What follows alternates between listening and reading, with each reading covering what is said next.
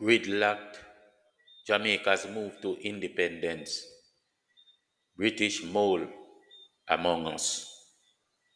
Yes, it's a British mole among us. If they keep fortifying their slave traps, the only way out will be to bust out.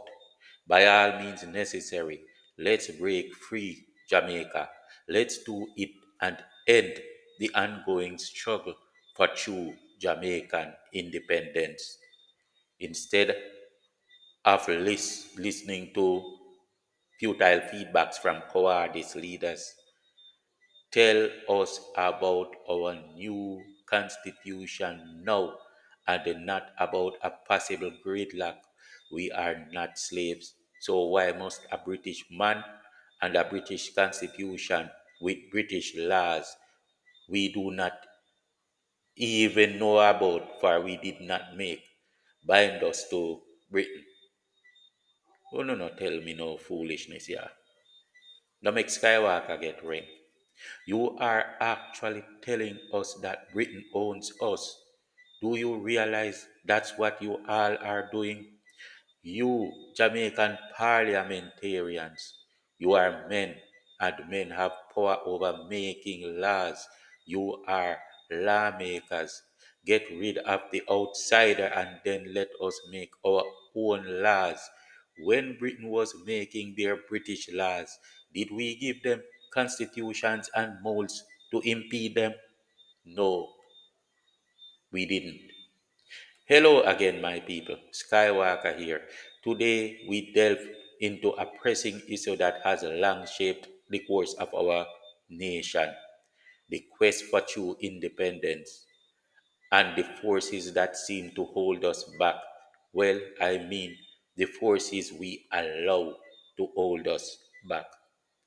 People, first, we had a British man, Norman Manley, prescribing Britain's concept of independence to us and giving us their constitution while fighting against the proposals from Marcus Garvey, who was one of us, representing us and presenting what would be best for us.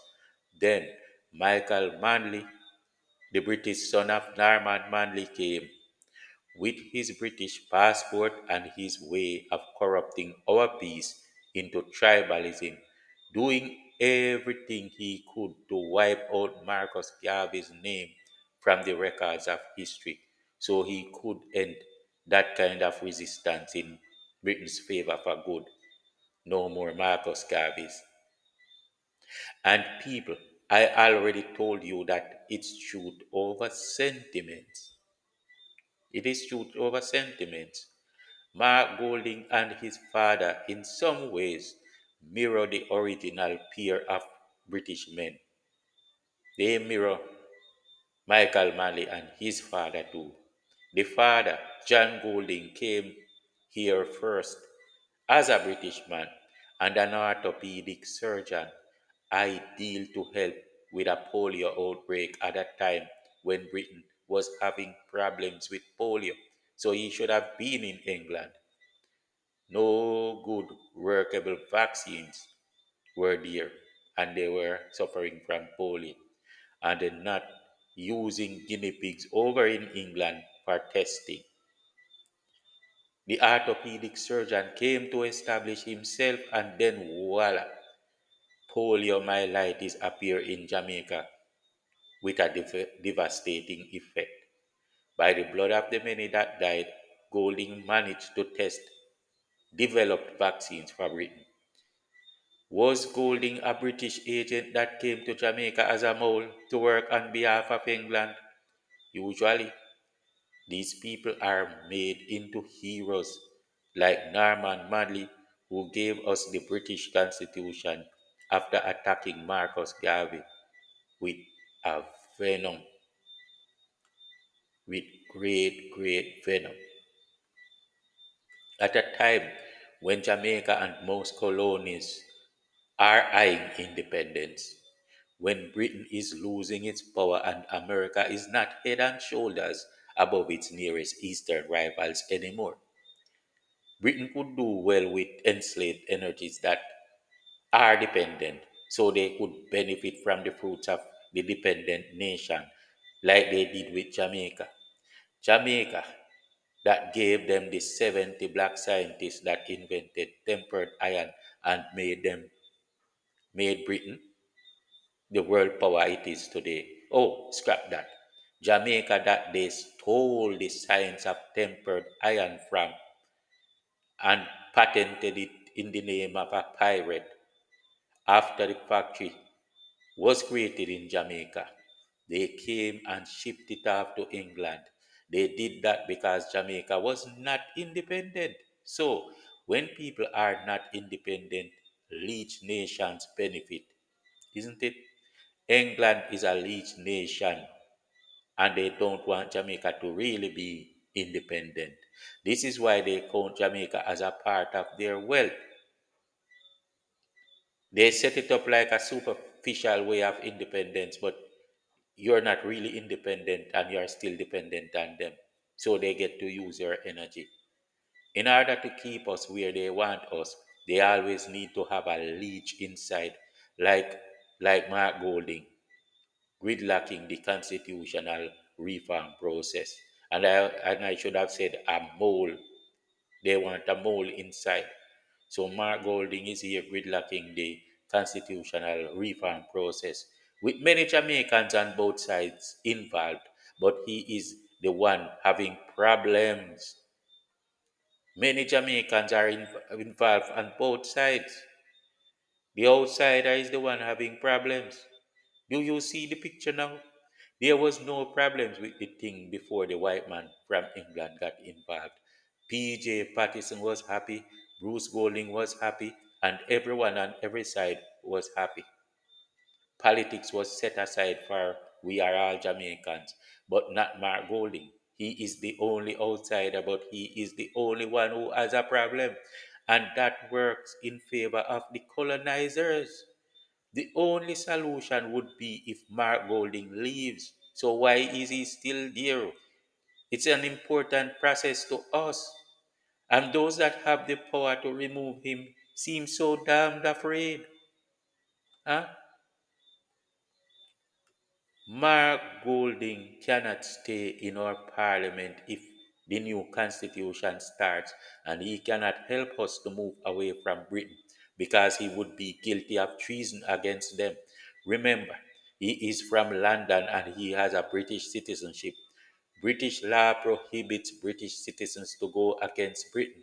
So today we are not talking about JLP or PNP. That's not the problem. We are talking about Ma Golding, the obvious British mole in our country, deliberately gridlocking and keeping us captive for England. And your traitor leaders are exactly what is going on because they know what is going on. So they are exactly what is going on too. I hope you get it. I hope you get it. They choose, they choose their parties first, but maybe it's a little more than that too. They are what is going on. Or some are too scared, like someone knows their secrets. Let me say it out. It is like someone knows their secrets. My people, we will have to call a spade, for we have too much to lose in this, right? We have too much to lose. Mark Golding has got to go. Look at this. Do you realize that when Mark Golding said he would denounce his British citizenship, but hasn't done so, he, by not removing himself from the process, has committed deliberate treason against Jamaica? Huh? Mark Golding should be charged for treason, although it's not really treason because he is not really Jamaican. In that sense, though, he can be deported without no strings, right? Let me explain. Just by him being a British citizen means if he is Prime Minister, the Jamaican Republic would automatically be compromised. especially based on the compelling laws of England that stop him from putting Jamaica over England as long as he is British. So by him seeing the threat to Jamaica, he should have removed himself. That is proof of lack of allegiance. It is already a betrayal. I don't know why our people are like this. You all know that I am talking the truth, but no one is acting on it. Also, for that, we have established beyond a lawsuit that Mark Golding deliberately are not is a British mole here to gridlock Jamaica's independence process. And moreover, his actions declare that it is what he deliberately desires to do. Remember, he recognizes the situation, right? And that's why he even told us that he is planning to denounce. From the days of Marcus Garvey, who championed the cause of black empowerment, to the leadership of Norman Manley and now Mark Golding. A recurring pattern has emerged. British figures deeply entwined in our political landscape have influenced the trajectory of our nation's journey towards self government. We are ready to move to a higher level, to full independence, and Mark Golding is here. He is here as a mole entrenching himself. Yes, Mark Golding is a mole and he's entrenching himself. He's entrenching himself.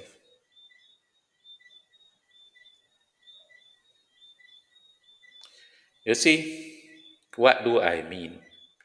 You see how the PNP systematically create gangs to influence election results, or how they set PNP workers as moles in public offices to sabotage a Laborite government in power. Mark Golding seems like an expert at this.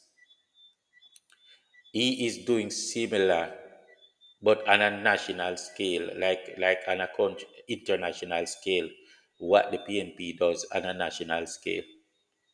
Justice Pantan is an example, but not only him.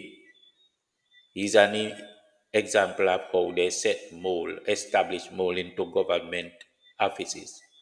When Golding was pushing to have Andrew Holness sign up to the Integrity Commission, the JLP was not fully satisfied as it was not equitable. Foolishly, the JLP signed up to a compromise IC filled with comrades and led by Comrade Pantan on good faith that these men had integrity. Just like you're a referee going to a football match to ref a game, but your son is playing on one side. And mostly people can just agree that well, he's a referee, he has integrity. And so the JLP signed up to it as it was. Now, you see what happened, right? You see what it led to. They were molds to operate in favor of the PNP and compromise by treason the government of Jamaica. Both JLP and PNP rightfully agreed to take the present process of constitution reform step by step. But for some reason, again, Mark Golding wanted to rush into a certain decision. And remember, he is the outsider who should be happy that both sides were happy. Mark Golding is a divisive British man, and we must quickly rid ourselves of his demonic energy in our land by deporting him back home to England. Okay? In 1962, Jamaica gained political independence, but the shadow of colonialism lingers. Well, it was a superficial thing. Britain and other colonial powers were facing the pressure of resistance. Haiti and Jamaica would soon defeat the Europeans. They didn't want our people to know. So instead, they set up a new form of slavery. They would use economics and do it in a way where the people would feel free and happy in their freedom. Still, you already know that these people are too evil to want anyone to be happy for a minute, not even for a minute. They move from chains to a system of ideas. They use the illusion that you see with your eyes but don't see, and you hear with your ears but you don't hear. Like you hear that it is a crown land but still think it's independence. For example, look at the many problems of our cowardice leaders. Look at the many problems our cowardice leaders face just to give us a constitution, but they claim they can't because British law say so and so.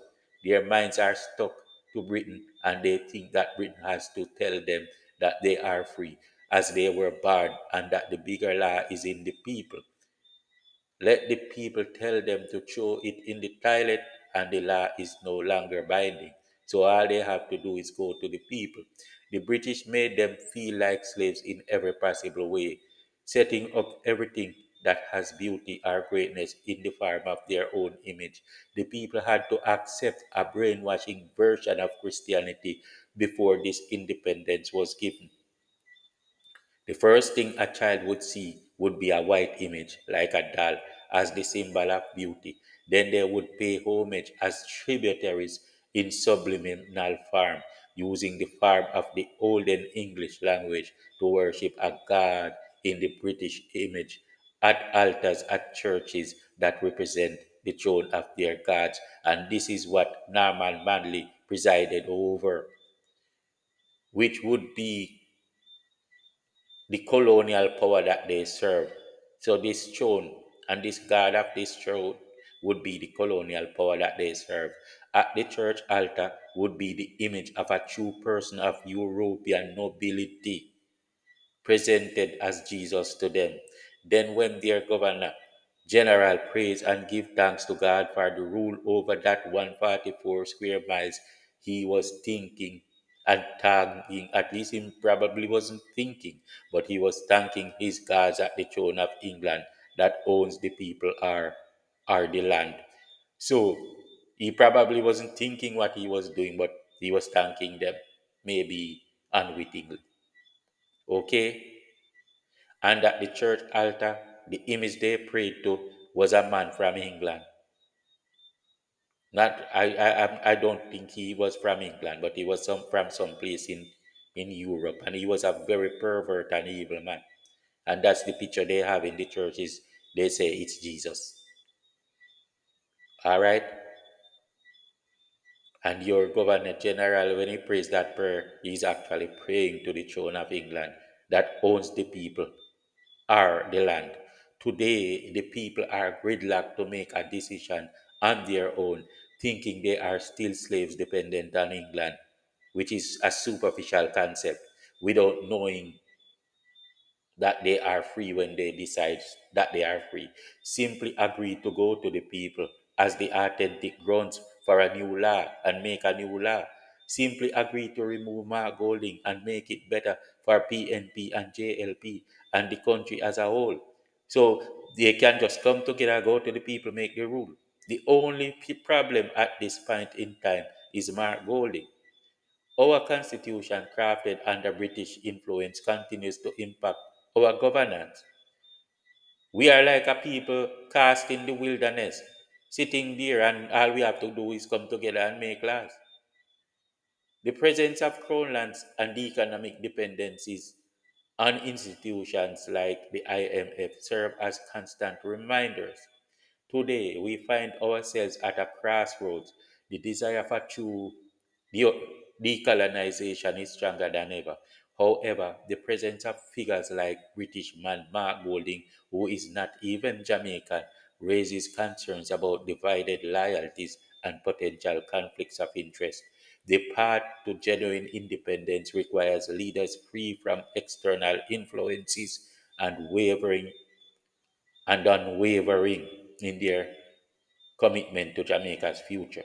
Grassroots movements Community organizing and persistent advocacy are key to breaking these cycles and ensuring true representation.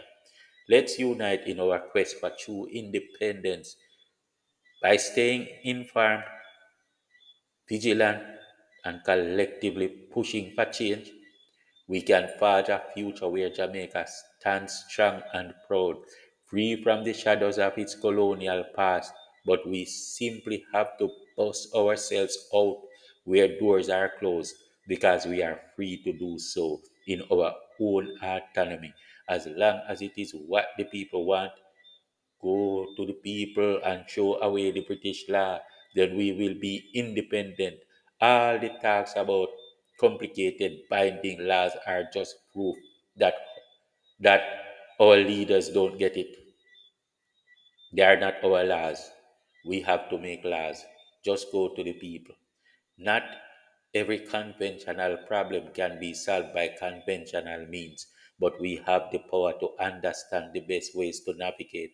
Our freedom is no choice of England, it is our own. It is our own legacy and our children's future, not an amusement to England. We own our own and we cannot agree to be owned. Think on these things, my people. Peace out.